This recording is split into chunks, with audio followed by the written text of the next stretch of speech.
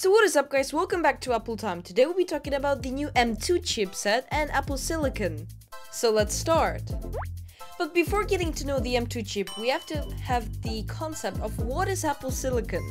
So firstly I will explain what's an M1 chip and then we will go to M2 chip. So M1 is Apple's first silicon that they have ever made for a laptop. It is basically an ARM architecture computer chip, which means it has CPU, GPU and RAM together. So as you see right here, it looks exactly like this. But then you might ask me, what's the point of this? Can't you just have them separate? Well, this makes it much more efficient, which means it runs much cooler, which means it doesn't need a huge fan. In fact, MacBook Air and iPad Pro it's fanless, and they handle M1 chip perfectly. And performance-wise, Apple's M1 chip beats out Core i9 11900K. And remember, M1 chip, it's the lowest end Apple Silicon you can buy. And then Apple's latest M1 Ultra performs same as RTX 3090 while using 200 watts less power. And remember, the efficiency, it's not only good because the components are so close to each other, they're also good because Apple Silicon has efficiency cores. And those efficiency cores allow the chip to run much cooler and more efficient.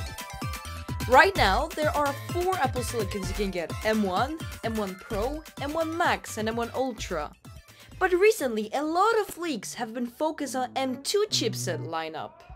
So I believe that there will be these configurations of M2 chip: the regular, the M2 Pro, the M2 Max, M2 Ultra, and M2 Ultra Duo. So as you know, M1 Ultra it's basically 2 M1 Maxes that were put together.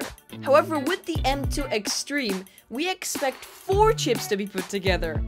Well, apparently M2 chip will have the die-to-die connector at 2 sides. So spec-wise, we're not exactly sure what's gonna happen with M2 chip.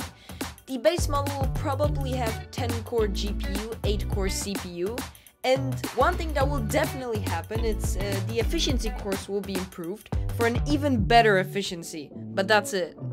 So that was everything you need to know about Apple Silicon and the upcoming M2 chip. It looks really promising and exciting too. I hope that the M2 Extreme will be accurate and will actually come to Mac Pro. Anyways, thanks for watching my channel guys. Like and subscribe if you enjoyed, and bye!